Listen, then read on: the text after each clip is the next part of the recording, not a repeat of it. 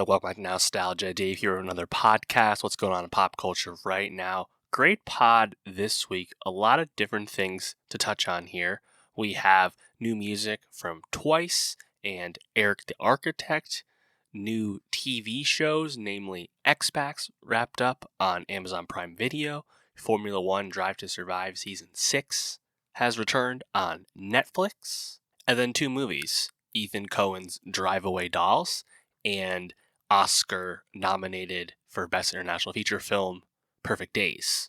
So make sure you subscribe, youtube.com/nostalgiapod, linktree.com/nostalgiapod. See the links below. Get the best of 2024 Spotify playlist. Let me know what's good, and let's get into it. What's up? Welcome back to Nostalgia. Dave here with a review of Twice's 13th mini album, With Youth. Of course, Twice, long-running K-pop mainstay at this point, approaching their 10th year in the game, and they're still running strong, of course, all on their second contracts at this point, coming off the Ready to Be World Tour last year and a big successful year for the group.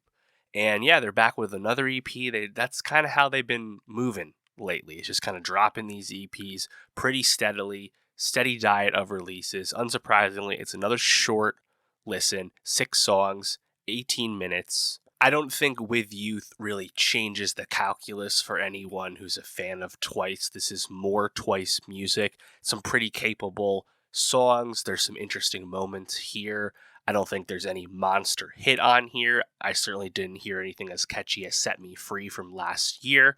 That being said, I think the B-side, Rush, really stands out for some fun melody, some fun tempo.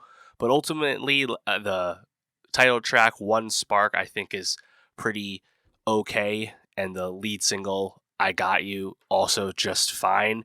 I think ultimately these choruses, they don't really wow me. They're kind of one note in the sense that there's no like second element to them. So the songs are fine, they're well sung, and it's a pretty steady diet of electro beats, a little bit of drum and bass on this listen as well, but nothing really to surprise you from a song construction standpoint. So I don't think it's a great jumping in point if you're a Twice fan. Stick to the more celebrated songs. I don't think anything on this release is going to get to that level. But, if you're a fan of the group, if you're once stan, if you will, I think there's some things to like here. Yeah, so lead single, I Got You, English song, really up-tempo drums, very synth-heavy. I like the beat overall. First verse, some nice melody to it, but it's a big chorus, like big in the sense that it's sung well and largely, but like I said, kind of one note, and I don't think it really stands out to me too much as a single. And then One Spark, kind of same idea, where the chorus again just doesn't really rise up beyond the verses to grab you, and the burning part feels a bit repetitive from a lyrical standpoint. But the drum and bass to that beat, I think, is pretty interesting. Just haven't really heard that too much from Twice, but it's becoming more in vogue as a production style these days. So that's cool, I guess. Twice staying on the pulse, shout out JYP for that. But yeah, Rush is definitely my favorite song. That second verse, where the Close Your Eyes part, that melody is so catchy. I think that's easily the best part of this whole listen. And then going from that second verse right into that pre-chorus as well really maintains that catchy vibe. So it's a fun flow. The beat's good, very high tempo. Again, I like that song a lot. That's my favorite song off With Youth. Check out the Best of 2024 Spotify playlist where you can find that song. The next song, New, also stood out to me just because that was like very up-tempo, electro beat, like banger as far as Twice is concerned. They're usually not quite that, I think, loud with their songs. So that one kind of stood out to me for that. The track Bloom is just okay. But then the last song, You Get Me, I really enjoyed the kick drum on the production. That one's pretty nice melody as well. So yeah, it's like nothing special as a Twice release, but it's not out of the realm of expectations if you know the group well at this point, where they are all 9 of them very adept singers, but more than anything else, the Twice sound is very well honed, very well harnessed at this point, and in a sense, it's very reliable. So when you get these EP mini album drops, frequently as we do, 1 or 2 a year, you can expect that consistency, even if maybe the ceiling isn't quite as high as the full-length Twice albums. I'll be curious if we get another Twice solo artist album this year, of course, following up the Nyan solo album and the Geo solo album last year. Perhaps Momo is up next, hard to say, but I wouldn't be surprised to see something from that. But nonetheless, let me know, what did you think of Twice's 13th mini album With Youth? Did you like it more or less than some of their recent work? How do you feel about it in their large discography? Let me know. And for more music reviews, more K-pop reviews, subscribe, and I'll see you next time. What's up? Welcome back to Nostalgia. Dave here with a review of Eric the Architect's debut solo album, I've Never Been Here Before. This album has been a long time coming. Of course, Eric the Architect, 1/3 of legendary New York hip-hop trio Flatbush Zombies, a group I've seen perform, I believe, 3 times. A big fan of them. And Flatbush Zombies have been in our lives a long time at this point, about 15 years or so. It's been a long time. And of course, they helped really carry the torch, ride the wave of underground New York independent hip hop throughout the 2010s. Of course, as their own trio, and of course also as part of the Beast Coast Collective alongside Joey Badass and Pro Era, as well as the Underachievers. Big fan of all of them. And of course, Eric is the last Flatbush Zombie member to release a solo project. Michi Darkover has released 2 albums already, and Zombie Juice released his first solo album last year. And the guys are still cool. They actually did a 10-year reunion tour for Better Off Dead, their very popular mixtape, at the end of 2023. So they're also cool, but they've also, moved apart. And Eric, a few years ago at this point, moved from New York to Los Angeles, and that seemingly has opened up some doors for him. Look at last year on the Jungle song New Flame, the EDM group. He rides that beat, and that song actually became, a small hit. And I think it's a great sign for Eric that he's finding more people to work with and really finding that fulfillment. Very cool. James Blake has done some producing on Eric's album here, alongside some other familiar faces like T Minus. And Eric obviously had that producer role as the rapper / producer role with Flatbush Zombies, but he actually kind of, I think, took a wise step back for his debut solo album to just focus on being a performer. And ultimately, I think Eric's debut album is really great. I think this is very effective. It feels like what you want an Eric solo album to feel like. And that would be, genre switch-ups, flow switch-ups, interesting beats. Even if he didn't produce them this time, it still feels like it's within his creative mold. And he's always been a great rapper. Maybe he never got as much love as Meech did as part of Flatbush Zombies, but Eric has always been capable with the bars and had great flow, and I think his flow is tremendous throughout this album. There are several songs worth revisiting, but I think the best song of all has to be Jammy Jam. That song is aptly named, absolute banger. One of my favorite songs in the whole Flatbush Zombies purview, I have to say. I think it's absolutely fantastic. But overall, it's a very successful solo album. I'm happy Eric finally got to do this. And this has been a long time hyped up on his end as well. He revealed this album via Rolling Stone at the end of last year with the date, with the track list. So he's been putting his time in and really crafting this thing, and it shows.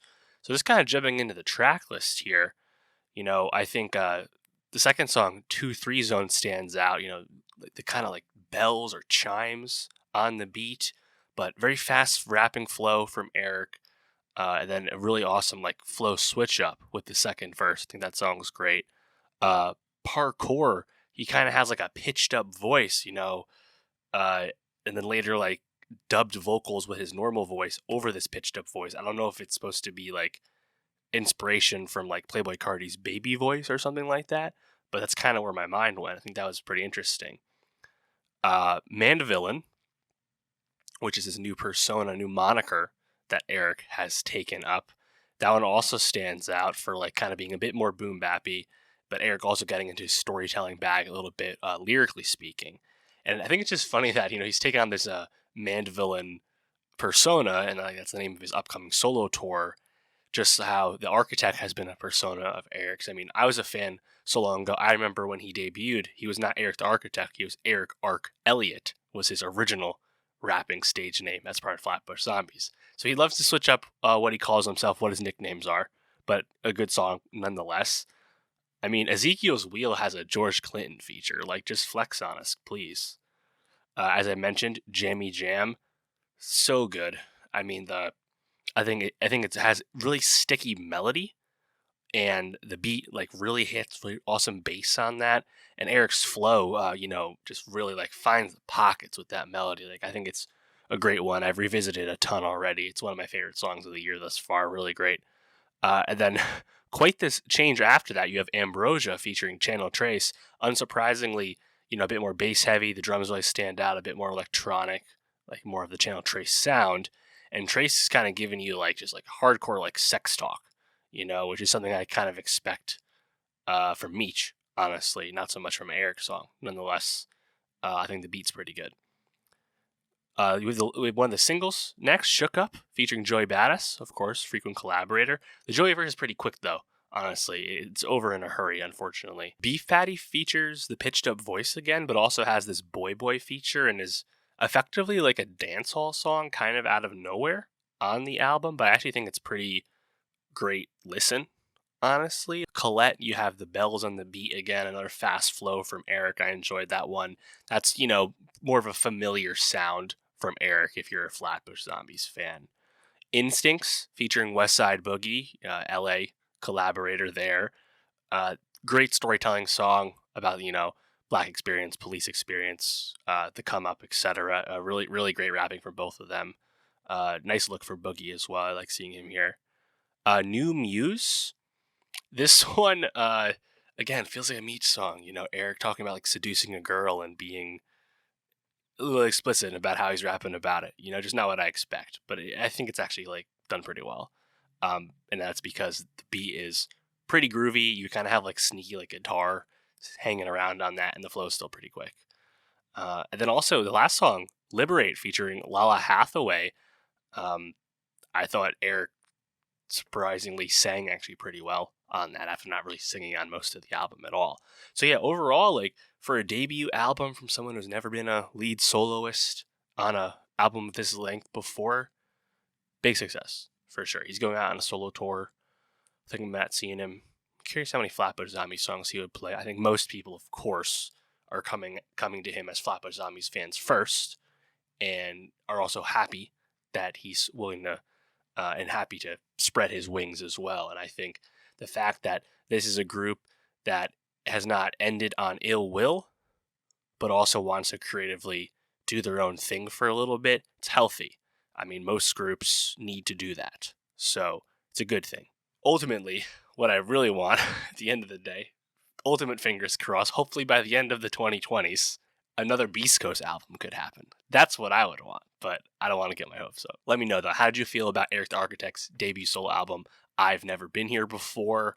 What was your favorite song? What do you want to hear from him next? What do you want from Flatbush Zombies next? Let me know. And for more music reviews, more rap reviews, subscribe. And I'll see you next time. What's up, Welcome Nostalgia? Dave here with a review of Drive Away Dolls, the new comedy film from Ethan Coen, starring Margaret Qualley and Geraldine Viswanathan. Of course, Ethan Coen and his brother Joel Coen. The Coen brothers are making movies separately at this time. Of course, we got Joel Coen's The Tragedy of Macbeth 2 years ago, a movie I liked quite a bit. I thought it was very theatrically staged. It looked really awesome. I was quite into it. And now we have, of course, Ethan's Drive Away Dolls, a movie he co-wrote with his wife, Trisha Cook. And they actually say that they co-directed the film, even though Ethan has sole directing credit. Nonetheless, this is a pretty interesting film in the sense that it's very svelte. It's very short. It is 84 minutes long.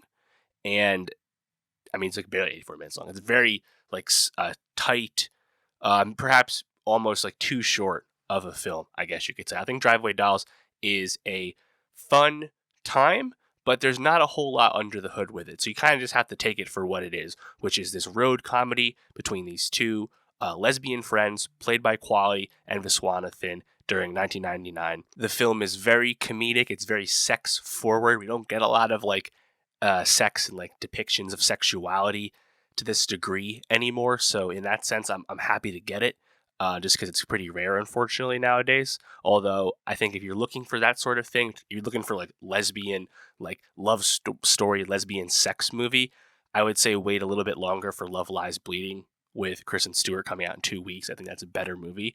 But Drive Away Dolls, for what it is, I think it's pretty enjoyable.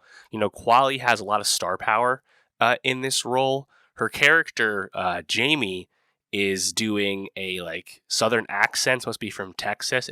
It's very thick. I think it's probably a bit offensive to actual Southerners, but I thought it was funny. But I don't think it's like an amazing accent or anything. And she's a very forward person, very sexually free. The star of the party, that kind of person. And then her friend, played by Jeremy Viswanathan, Marion, is the opposite, completely uptight, hasn't had sex in a while. They're very different, but they're friends. And they basically go on this road trip and inadvertently have this package in the car they're using that the criminals want. The plot's not important. There's not a whole lot to the plot. And honestly, the plot takes very wild swings as well. And I think you just kind of have to be on board for this movie to go in wild directions. And for me, I was most enjoying just being in Quali and Viswanathan's charisma, like being with that. That's the most enjoyable thing about the movie to me. I think a lot of the hallmarks of the Coen brothers aesthetic and like film identity in terms of criminal hijinks, it's pretty familiar in Drive Away Dolls, for sure. Ultimately, I think the plot kind of lost me towards the second half. The setup, though, was pretty effective. Beanie Feldstein as Suki, Jamie's kind of a strange ex-girlfriend. Firecracker performance from Feldstein. She's throwing heat. I think she's really funny in it. Some great cameos from Pedro Pascal and Matt Damon. Very small roles. They're fun. Coleman Domingo as a gangster. A lot of these people are new to the Coen brothers orbit as well, but I feel like they fit right in terms of that vibe. I think that my favorite joke in the movie is just stuff early on about Viswanathan's Marion. Marion's last person she hooked up with worked for Ralph Nader's campaign. I thought that was hilarious. Great 1999 humor. But yeah, ultimately, like I just don't know if there's a whole lot like under the hood with this. It's just kind of like a fun time. Like the hijinks there, the sex forwardness of the movie is great. Like I love that we have that. And I think you just kind of be on for the ride. Just lesbian road comedy. Like I guess that sells itself, and that's perfectly okay. Not every movie has to be like spectacular or anything. And I think, frankly, for a movie just kind of dumped with little fanfare at the end of February, this was supposed to come out last year before the strikes delayed it. We could do a lot worse. So shout out Drive Away Dolls. I think it's a great turn for Quali, who's got a lot of plaudits at this point in various roles, and Viswanathan, who I've been a fan of ever since Blockers, where I thought she was amazing. She's a great comedic performer. Looking forward to seeing what Marvel is able to do with her in Thunderbolts. She's replacing Ayo Edebiri in that relatively new casting there. So we'll see. And maybe the Coen brothers are getting back together. They've hinted at it. I think they're certainly better together than they are apart. That's obvious. Of course, they've made 18 films together, including some absolute bangers, and they've only made one feature each apart. So we'd love to see them get back together. Last film was Buster Scruggs. Been a minute, so we'll root for that. But in the meantime, Drive Away Dolls, solid flick for what it is. Perfectly fun, perfectly enjoyable. Let me know how'd you feel about it. And for more movie reviews, subscribe. And I'll see you next time. What's up? Welcome back to Nostalgia. Dave here with a review of Perfect Days, the new drama film from Wim Wenders, starring Koji Yakusho. This film premiered at Cannes last year, where Yakusho won the Best Actor award. And the film has since been nominated for the Best International Feature Film Oscar, the Japanese entry. And because it's directed by Wim Wenders, of course, a legend of German cinema, it's actually the first Japanese Oscar nominee to be nominated that's not from a Japanese director. And I think Perfect Days is absolutely fantastic. I've been waiting for this movie to come out. It's got a small limited release around now from Neon. And it was really the kind of last movie of 2023 that I've been waiting to have a chance to see. And I think this movie definitely lived up to the hype for me. I think it's really excellent. It's very well done. And I think it's just really, really moving, honestly. I thought it was pretty profound for a movie that it's not like a expert or intricate script by any means. But I think Yakusho's central performance, where he basically carries every frame. He's effectively the only main character in the movie. There's very little supporting character work in the film. And he just carries this movie, and I think just what the themes of the movie are very effective. So big fan of Perfect Days. And I think just the central conceit of it, where Yakusho plays Hirayama, a older man living alone in Tokyo, living under the shadow of the Tokyo Sky Tree. So pretty centrally located for sure.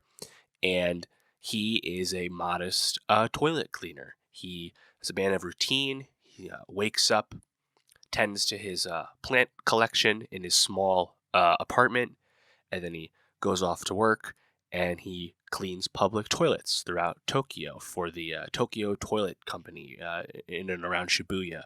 And he's very meticulous, he's very dedicated, he cares about his work, and he seems to really be a man of routine. Like he'll buy a coffee at the vending machine outside his place every morning before he gets to work. He's always on time.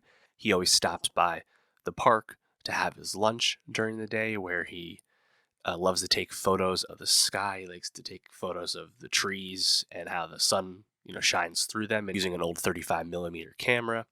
And he seems to be a very, happy guy. Just kind of doing his thing. Goes to a onsen to bathe after work, eating at an underground mall. He seems to be well known at the various establishments he goes, and yeah, and then he reads at night, and then the day continues.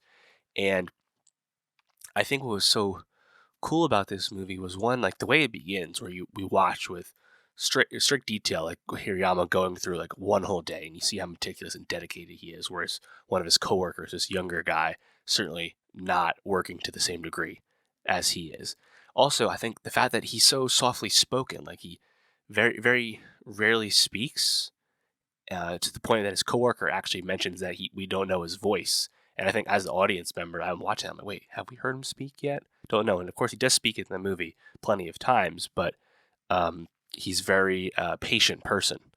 And I think kind of as the movie progresses, it I think does a really smart thing where it doesn't really tell us how Hirayama is in the situation. We learn a little bit about his family, where his niece kind of shows up unexpectedly, but we don't know more than the fact that he's kind of estranged from his sister and his parents, or parent who's still alive. We just know that there's some other family stuff. We know he's alone, and that's kind of it, because that's not really what the movie is concerned about. And the movie also, I think, has some really awesome needle drops. Unsurprisingly, Lou Reed's "Perfect Day," I think, is used in a sublime way, to be honest. And then, of course, you have Nina Simone's "Feeling Good" at the very end of the film. I think the way that final shot is filmed, where it's a close-up on Yakusho's face as he's listening to "Feeling Good," really memorable for sure.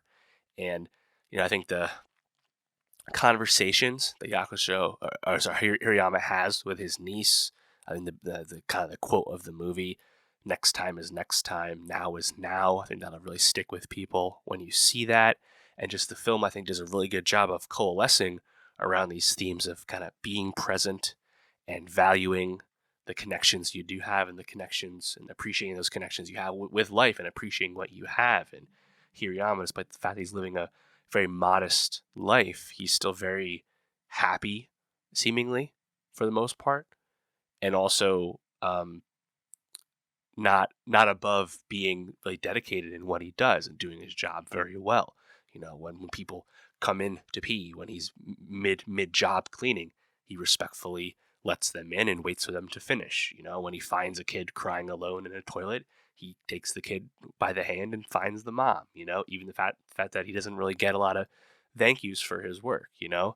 I think something that really brings a smile to your face is when he discovers a hidden piece of paper in one public toilet that is actually just a tic-tac-toe board written in pen that had been begun, and he plays tic-tac-toe to completion with a complete stranger, and he never meets the stranger. And again, that's the kind of movie Perfect Days is, where we don't meet the stranger. There's not this big epiphany, this big meeting, where it's not some person we saw in the background before. It's not nothing like that, right? Just the way, like, when he meets his niece doesn't like help him blossom and find himself in his older years. That's not what the movie's concerned about.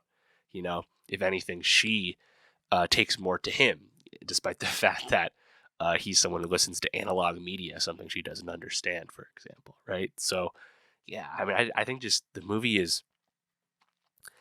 it's a humble movie, featuring a humble protagonist, and it just made me feel really good, to be honest. I don't have any experience with Wim Wenders movies. Obviously, he's been making movies for decades on end, and this is his first movie since I believe 2017, so it's been some time. But I think for a modern story set in Tokyo, I mean, this really knocked me out, to be honest. I think it definitely really nails the themes it's going for, and Koji Yakusho, again, like that performance from him is fantastic. Like it's so good, so great that he won the award at Cannes. It's so well deserved. And yeah, let me know, how did you feel about Perfect Days? What sticks with you most that you saw in it? And for more movie reviews, subscribe, and I'll see you next time. What's up? Welcome back to Nostalgia. Dave here with the review of Expats, the 6-episode miniseries out in full now on Amazon Prime Video. This, of course, is an adaptation of the novel The Expatriates from Janice Y.K. Lee, and was adapted and directed by Lulu Wang in her follow-up to the 2019 film The Farewell, a film I liked a lot, top 10 film for me in 2019. I was eagerly anticipating the Lulu Wang follow-up, bit disappointed it was on TV. Nonetheless, I had to check out Expats.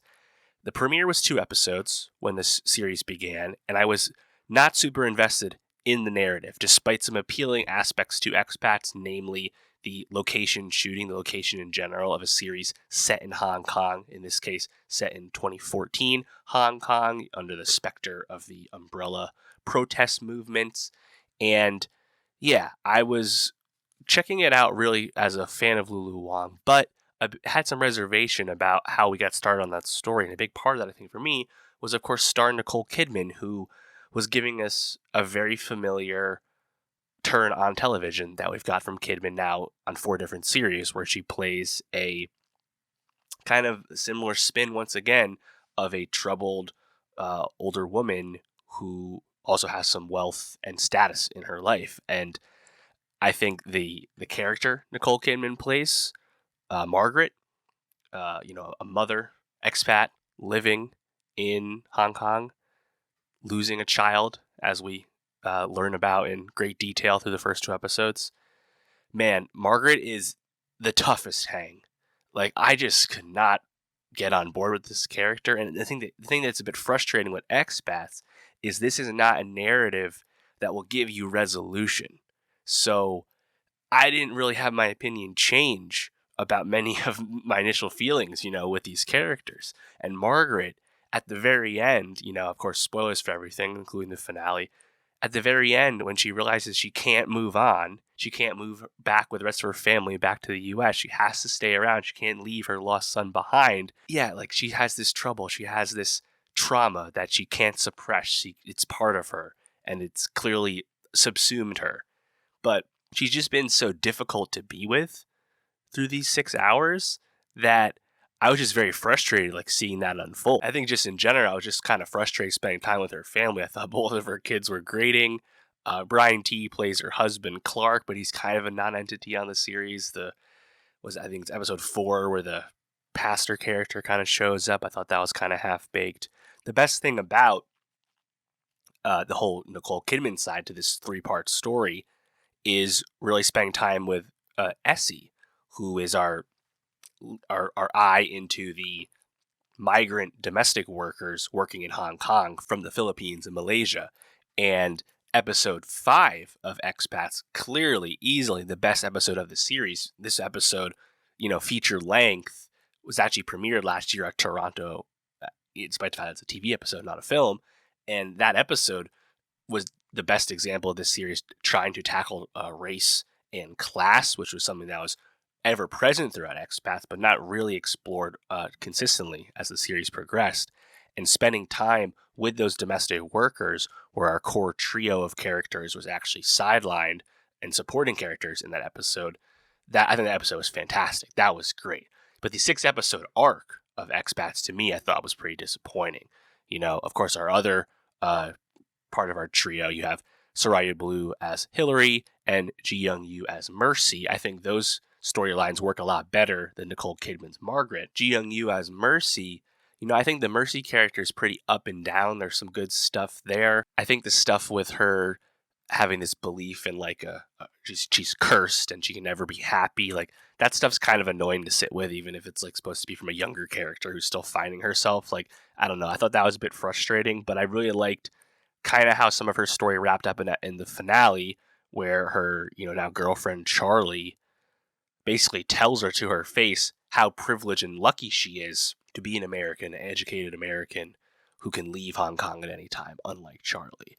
And I think that was really good to ground that. Ultimately, I think their romance was kind of up and down on the show. Certainly her relationship with Jack Houston, of course, Hillary's husband. Jack Houston, kind of a weird use of him. He had a weird place on the series. So I think the Mercy stuff was kind of up and down, but it was okay. And then I think Hillary's the best part of the trio, and her stuff with her own family, apart from Jack Houston's character, her husband, that kind of comes on more late in the series. When her mother first visits her, I thought that was pretty good. But yeah, ultimately, like I just kind of struggled with, like how it attempted to wrap things up. In the finale, you have this kind of three-way conversation where all three of the trio are sitting in front of each other and kind of finishing each other's sentences and conversations. Is supposed to be like this kind of expository, like values dump. And that's supposed to be like what you're taking away from all these character journeys. And the way it's filmed, though, it's close up only on one person. So it comes across to me as like very authentic or inauthentic in the way it was constructed, even though I've seen behind the scenes photos of Nicole Kidman and Ji Young Yu like across from each other at the table. I know they were there, but it just doesn't come across as super real. And I think just the way it's written is kind of like grafted together, and it feels a little too neat. So yeah, I'm happy I watched this series. It's cool to spend 6 hours in a show literally like set in Hong Kong almost the entire time. It's pretty cool. We don't get stuff like that, especially in Western filmmaking. So that was cool. And I would have liked, honestly, a little bit more of the Umbrella Movement stuff. If you're going to make a show set in Hong Kong in a very important time in modern Hong Kong history, it's kind of tangentially, surface levelly acknowledged. Maybe that's kind of the point. We're spending time with primarily wealthy characters, apart from Mercy. So maybe that was the idea, the intent. But I think there was more meat on that bone for sure. But yeah, Expats. I'm hoping Lulu Wang makes a movie next. I'll leave it at that. But yeah, let me know. How did you feel about Expats? Did you like the show more than me? If so, let me know why. And for more TV reviews, subscribe. And I'll see you next time. What's up, Welcome back to Nostalgia. Dave here with a review of Formula One Drive to Survive Season 6, out now in full on Netflix. Of course, Drive to Survive is back to kick off the Formula One season as it has been for the last 5 years. This season 6, of course, is covering the 2023 Formula One season, and I'm going to go through each and every episode, talked about what I liked the most, what I liked less, things I think the show missed overall, and yeah, let's get into it. I am a big Formula One fan. I watch every race, every qualifying session. I follow the sport very closely, so please leave a comment. Let me know what you thought. Hit me up on Twitter during the season if you're a big fan as well. But yeah, let's talk about this because, Drive to Survive, the hype, the impact it's had on the sport is well documented at this point. So we'll just kind of get into the season itself. And episode 1, unsurprisingly, I think smartly, talks about the Aston Martin breakthrough over the winter, where Aston showed up as the second, sometimes third, fastest team for the first part of the season. This was a great call to kind of highlight this development for its unexpectedness and Aston the master stroke basically of signing Fernando Alonso. I wish they would have kind of hammered home that Alonso actually made a correct career decision for the first time in over a decade. Over the course of his career, he's had so much bad luck with his decision making. Some of that, of course, due to his own making and his personality, but I wish they would have hammered that point home.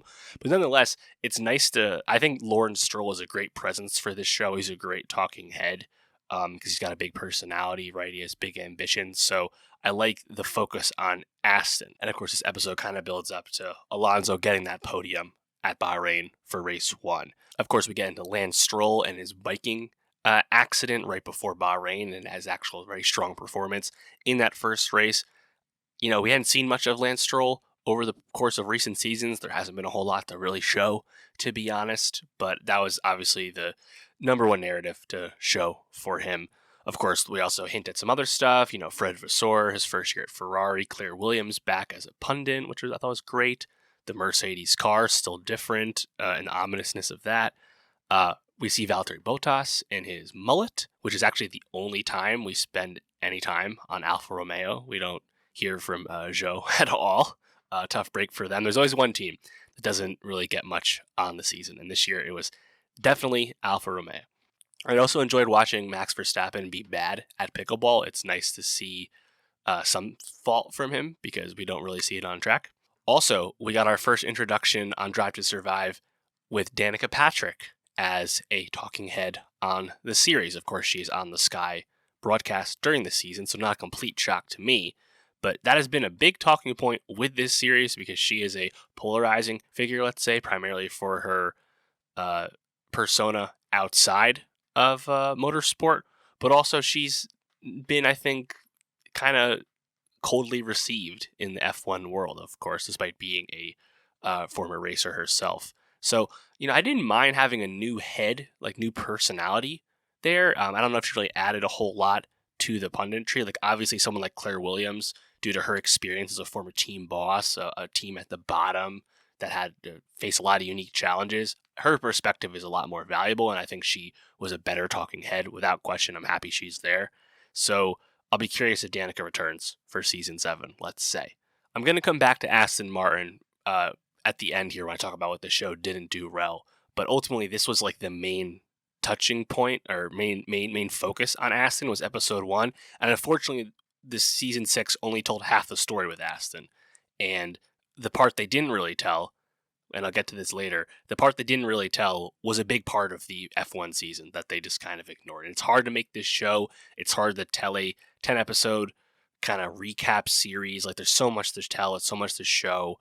For example, they don't really talk about the sprint races at all. Honestly, probably for the best. The average person watching this show would probably just be confused by that. And obviously, the hardcore F1 fans, we don't like the sprint races anyway. So, whatever, right? But yeah, I think they did it was a great job to start with Aston, but I wish they followed up on this later. So we'll get back to that. Episode 2, I think this was also a pretty strong episode where we have Ricciardo returning to Red Bull with his tail between his legs as their third driver. Peter Baer introduced to us as the new CEO of AlphaTauri, with Franz Tost retiring. In Alpha, of course, pairing Yuki with Nick De Vries. Pierre Gasly off to Alpine. Nick De Vries in, 28 years old, Formula E, Formula 2 champion, had been in the Mercedes reserve for some time. Of course, being picked following his kind of miracle substitute run at Monza with Williams the previous year. I liked that they did the one episode on De Vries, but then also resolved the fact that he was fired mid-season and Danny Rick came back to race for Alpha. I like that they kind of just wrapped all that up in the one episode versus dragging that out. That was the right call. In general, reflecting back on season 5, they didn't tell the full story with what was going on with Red Bull in terms of filling the seat, in terms of how Gasly went to Alpine after Alpine lost Piastri to McLaren. This was never the first choice for Red Bull. They wanted Colton Herta out of IndyCar, but he didn't have a super license. They couldn't get an exception to that. They never told that story, and it was probably too complicated to tell that part of it. But it would have been interesting if Nick De Vries had been presented as someone who didn't have the full support of Red Bull at the time. Of course, famously, Helmut Marko and Christian Horner didn't agree on the decision to use him. Nonetheless, just kind of packing Nick up out of there, I think was pretty cool. Although I laughed. There was that scene, it was a Monaco boat scene where Sergio Perez is talking to De Vries about, his challenges early starting the year as he's having a tough time.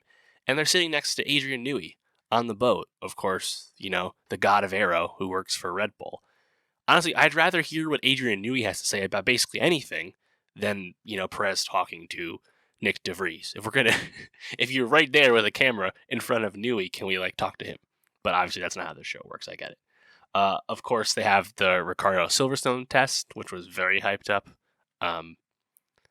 Showing, I guess it is cool I guess it is cool to have the cameras there and actually show that. It's good use of the show. So yeah, overall, I like episode 1. I like episode 2. I also like episode 3, where you have McLaren having this absolutely horrible start. Zach Brown has been a huge part of the show thus far. And I think they smartly presenting the circumstances. Will Lando Norris leave?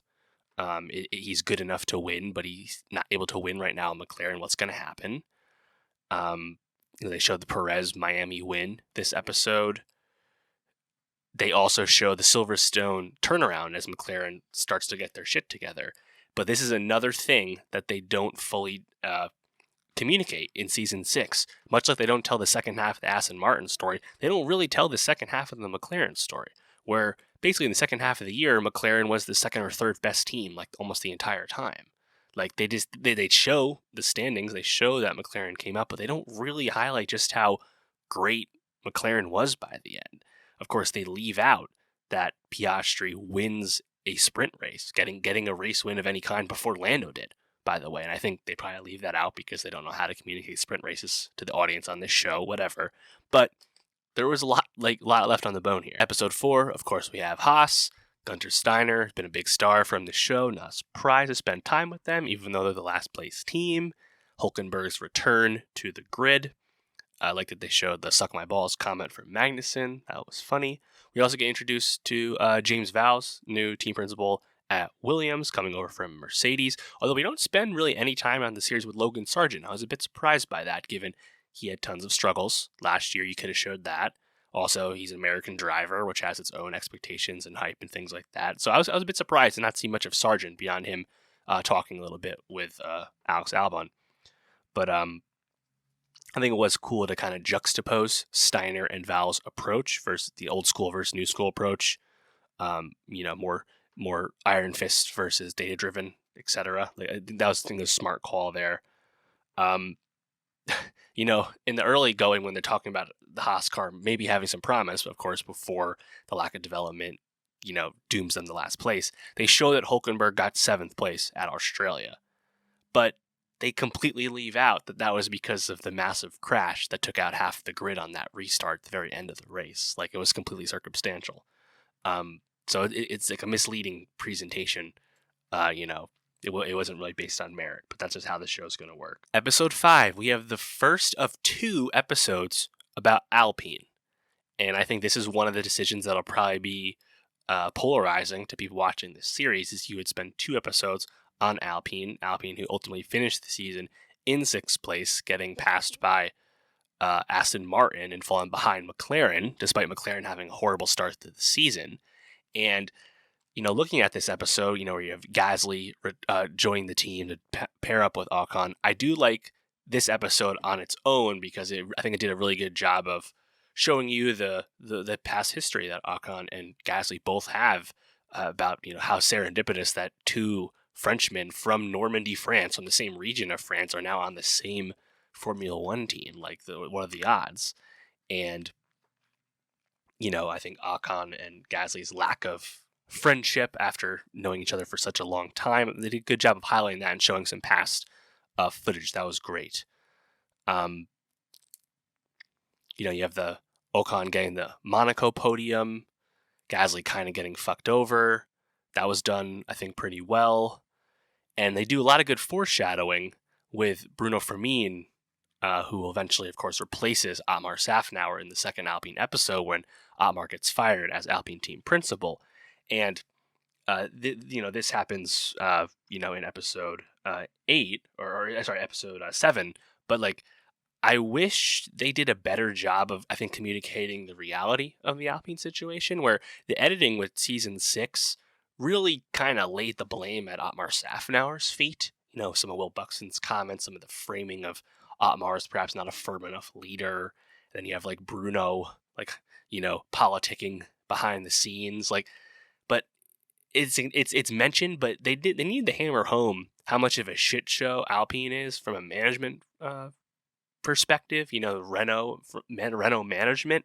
If you're going to do 2 episodes about one of the most disappointing teams of 2023, tell it like it is. Just blaming Otmar, who's an accomplished team principal. Look at his Force India days. I thought that was just kind of an unfair and inaccurate way to present it. It was like, oh, Laurent Rossi's a tough operator. You know, he has high expectations. He calls his guys out in the media at a race weekend. That was fucked up and bad leadership. And everything else, you know, in and around him is bad. Like, you could have highlighted the fact that Alan Prost left this team a few years ago. Like, there's just people in and out, and they don't really like tell you the full picture. If you know, you could have connected it back to Cyril Abitable, you know, who was on the show before and was obviously a big talking head in the early seasons. Like, they could have, I think, wove a better picture of the shit show at Alpine and Renault, but they don't really do it. It was cool to spend time with Pierre going to Cannes, though. That's just great footage. I'll have to see footage like that. Episode 6, we get to the Mercedes episode at last, where Mercedes have fucked up again by committing to the same concept that did not lead them to victory except one time in 2022. And I think this episode is good for actually showing you like something meaningful between Lewis and Toto, where I think one of the most famous quotes from the season, Lewis telling Toto that he could be in motorsport for an F1 for 20, 30 years, but Lewis can't. You know, really good foreshadowing for Lewis's, of course, move to Ferrari just last month. And they, of course, also show the rumors that happened last year regarding a Lewis move to Ferrari, which, of course, was poo-pooed at the time. I would have liked if they take it a step further with, you know, telling us about James Allison returning to the team mid-year, Mike Elliott being reassigned, and then, of course, leaving, you know, the F1 operation at the end of the season. I would have liked if they kind of showed that. You know, you have acknowledgement from Buxton of Merck team to lose top talent. You know, they told us about James Vowles leaving, for example, but like you could have wove that together, I think, a little bit more. They leave out Lewis's one pole position at, I believe, Hungary, which was a great moment in the season, but I understand why it's left out because it's kind of just a one-time thing here. Also, we don't spend time with Lewis's hunt to potentially steal P2 off Sergio Perez, P2 in the championship. I'll get to that more of that later in terms of how they handle Perez, but that was also, I think, kind of lacking there. But yeah, I think the Lewis quote's like great. Like, that's one of the moments of the season. Episode 7, as I mentioned, is the second Alpine episode where Otmar gets axed. We see Ocon and Ryan Reynolds in the beginning there. Bruno Firmin comes in. Gasly gets his podium, the second Alpine podium of the season. I would have loved if we saw in this episode, towards the other part of the season, where Gasly got really mad on the radio for being told to give his position back to Ocon. Like, I would have loved to see that, just because like the anger moments, like they show people cursing on the radio and stuff on this season, but like that was like a dramatic thing. Like, show that. But yeah, ultimately, like I said, I think this was like too negative and too like simply framed as being Otmar's fault. Episode 8, great episode, I think. This is the Ferrari episode. Fred Vasseur coming to Ferrari to do a great job of explaining why the Ferrari team principal job is such a pressure cooker and the hype that Tifosi put on the Ferrari team to succeed, and also plainly putting that Ferrari, the winningest and most historic team in F1, hasn't won a championship in 15 plus years. Great job. They talk about Sainz getting the Monza pole, and they spend a lot of time with the Monza race where, of course, Max passes Sainz to win the race. They presented it as a lot more dramatic than it actually was. Like, no one in their right mind thought Sainz had a chance to hold on to the lead there to start the race. But following that up, of course, the Sainz victory in Singapore, they also fucked this up because Sainz won Singapore, and it's framed as this great victory for the team and Fred keeping the team together despite a tough start to the season. But you needed to hype up Sainz in this moment because this was the moment of Sainz's career where through his tactical brilliance, he slowed down to keep Lando in DRS range, to use Lando as a shield to prevent the charging George Russell and Lewis Hamilton from passing them for the win despite being on better tires. Like, it was one of the most riveting moments of the entire season, partially because Max didn't win, but like, you didn't show that, you know?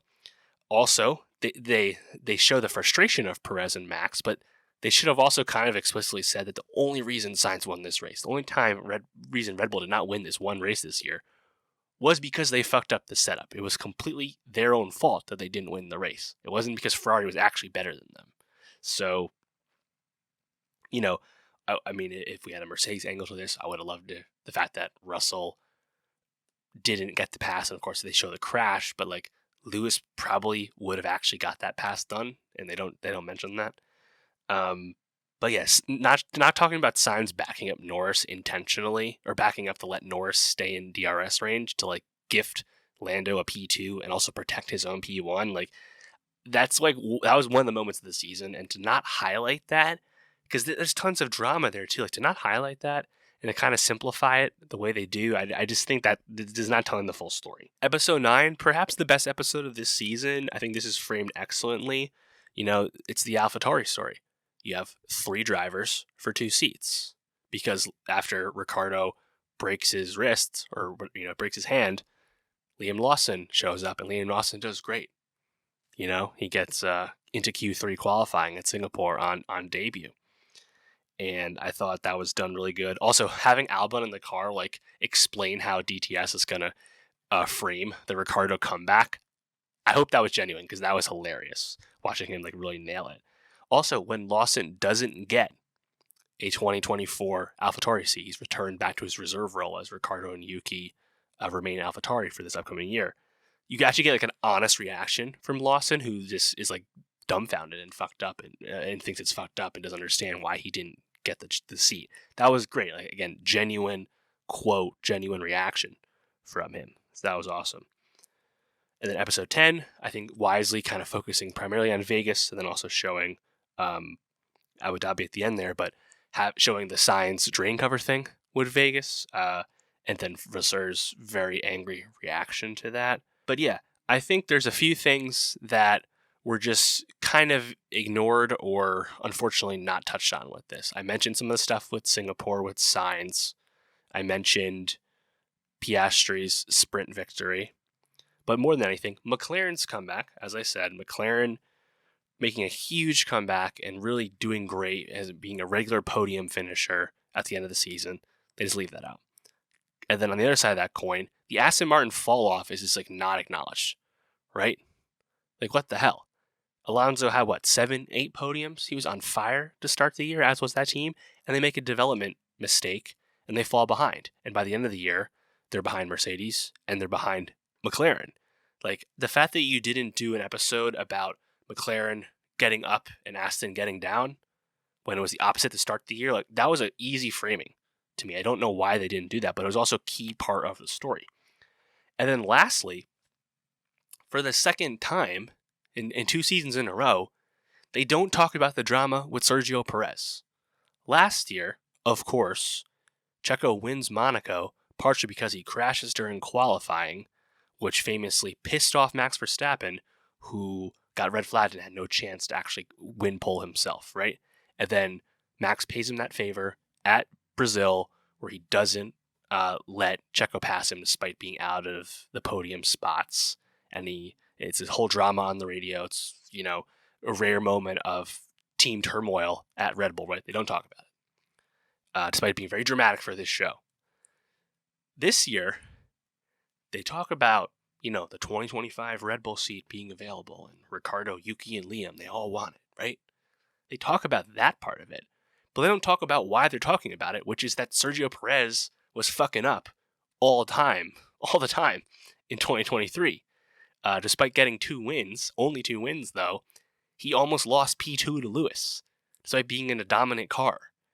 And him just making all those mistakes. They show the Mexico crash, but like they don't hammer it home enough. And again, it's dramatic. So I just don't quite understand why you're leaving something like that out, because he's one of the main protagonists of the year, and he was so disappointing that everyone's completely writing him off. I mean, people are coming into this year thinking that Ricciardo could replace him mid-season if he continues to fuck up. Why would you not talk about that? So that's a little annoying. Also, I think just in general, F1's been so dramatic leading into 2024 that a lot of this almost feels like old news. Of course, Lewis moving to Ferrari is the chief reason for that. But nonetheless, I think season 7, assuming we do get it, would be great, because you're going to get so much meat out of the Lewis Ferrari bone, right? And I think there's a lot of drama there to show there. Maybe any awkwardness in Mercedes. You could do more than one episode on that, I think. It'd be really cool to see Zhou Guanyu race at the China Grand Prix after that race had not been on the calendar due to COVID for several years. I think that would be kind of a layup episode to do, that'd be awesome. Also, I think depending on what happens in Mercedes, we could get introduced to Kimi Antonelli already. It would be really cool for this series. And yeah, I think obviously what's going to happen to Carlos Sainz makes plenty of sense to talk about that. And the driver market, which we know is not yet kicked off, but Lewis has thrown the grenade to get it going. So plenty, I think, to see, even if plenty to show with season 7. They talk about Steiner, the title card to end the series, season 6. That Steiner did not return to Haas. There's plenty more to talk about that in the beginning of the season, I guess. We'll see what happens with the Christian Horner controversy investigation. I think the Netflix box-to-box films, Formula One, all those producers regarding Drive to Survive, they would be down bad if they lost Gunther Steiner and Christian Horner, 6 weeks apart, because those are two of their MVPs of the series. Nonetheless, a satisfying series. I think it's more fun when you're not a hardcore F1 fan because a lot of it feels new, but it's still really fun as a travel show, much like the sport itself. And there's so much drama, so many great characters within the sport that even though I follow the sport so closely, nothing really stands out to me as new. I still enjoy the series. And I think ultimately, the best episode of this series, season 6, was probably episode 9 about Ricardo, Lawson, and Yuki. I also liked the first Alpine episode with Gasly and Ocon's past. I think the Ferrari episode was good. Of course, the Lewis quote to Toto, I think, is perhaps the quote of the season. So ultimately, a solid, another successful F1 Drive to Survive season on Netflix. But let me know, how did you feel about Drive to Survive season 6? Do you think it's an improvement, a step back, somewhere in between? That's where I would land. Let me know. And for more TV reviews, subscribe, and I'll see you next time. All right, that's going to do it for the pod this week. Next week, we made it. Dune Part 2, it's here. The hype has reached a critical mass. I cannot wait to get into that. Need I say more? Also, Avatar: The Last Airbender, live action on Netflix. Didn't get to that this past week. Gotta touch on that one. Oscar predictions. It's time for those. Of course, we gotta talk about Oppenheimer and some other movies that maybe can also win. Shogun is out on FX after a lot of hype, a long time coming, very exciting. My guy Schoolboy Q releasing his first album since 2019. Let's go. A few other things gotta touch on as well. The Tyla debut album, for example. So make sure you subscribe. YouTube.com/nostalgiapod. Linktree.com/nostalgiapod. See links below. Get the best of 2024 Spotify playlist. Let me know it's good, and I'll see you next week.